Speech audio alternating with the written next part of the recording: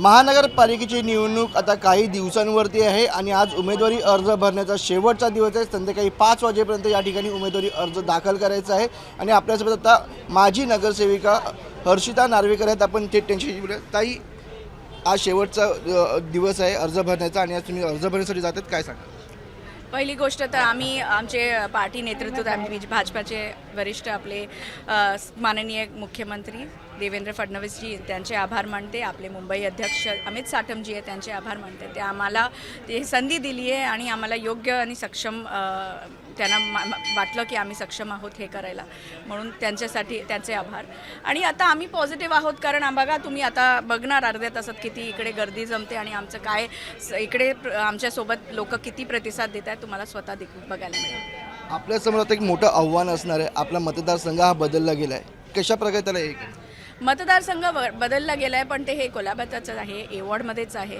आपली कामं इकडे राहुलजी आमचे जे महाराष्ट्राचे अध्यक्ष आहे, जे इकडचे लोकल स्थानिक आमदार आहे राहुलजी नार्वेकर, त्यांचं इकडे नेतृत्व कायमचं आहे आणि आमची खूप विकास कामे ऑलरेडी इकडे चालू आहे, पण अजून वेगाने होईल, कारण आता जर आम्ही उतरलो आहे तर अजून वेगाने आम्ही काम करू, इकडे आम्ही आश्वासन देतो। कुलाबा मतदारसंघ म्हटलं तर उच्चस्तरीय आणि मध्यमस्तरीय वर्गातले लोक या ठिकाणी राहतात, त्यांना कशा प्रकारे तुम्ही टॅकल करणार? काय माझ्या पूर्वीच्या वॉर्डमध्ये 226 आहेत, त्याच्यात पण हेच होतं।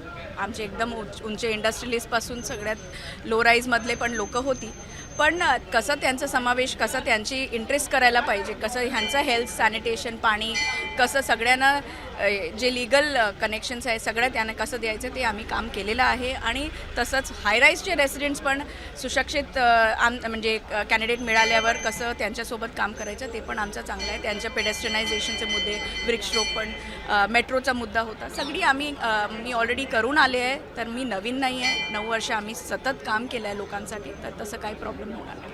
महायुती म्हणून आपण उमेदवारामध्ये आहेत, पण महायुतीमध्ये आता फूट पडलेली आहे, महायुतीचाच उमेदवार आता अपक्ष म्हणून उभे राहणार आहे। तुम्हाला इट्स अ फ्रेंडली फाईट, म्हणजे काय आहे की भाजपाजी म्हणजे विचार केला आहे, आमचं काम चांगलं आहे म्हणून त्याने आम्हाला संधी दिली, आम्हाला जे हे आहे आम्ही पूर्णपणे मैदानात उतरू आणि जिंकू।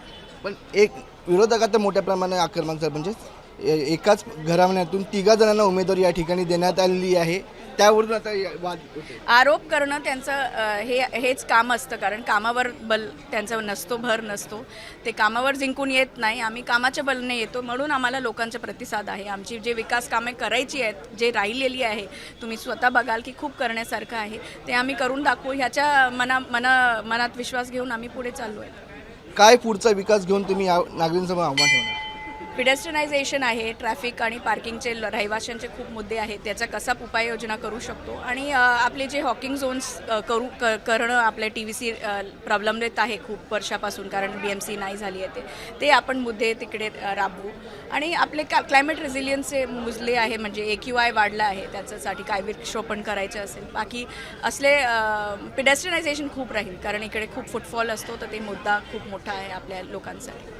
आता आपण मंदिराच्या बाहेरच आहेत, आपण या हनुमानाचे दर्शन देखील घेतलं, काय मागितलं आहे? पुन्हा एकदा नगरसेविकेची बाजी तुम्ही मारणारच, आम्हाला पूर्ण विश्वास आहे की त्यांचा आशीर्वाद आमच्याकडे राहणार, कारण आम्ही नवीन आलेलो नाही आहेत, त्यांना माहिती आहे की आम्ही काम करतो आणि कर्ममध्ये विश्वास आहे आम्हाला। भगवान पुन्हा नगरसेवक तुम्ही बघा। थँक्यू। तर या होत्या हर्षिता नार्वेकर, त्यांनी या ठिकाणी मी बाजी मारणार असं म्हटलेलं आहे। व्हिडिओ जर्नलिस्ट संतोष बोडारेचा मनोज जयकर, जय महाराष्ट्र, मुंबई।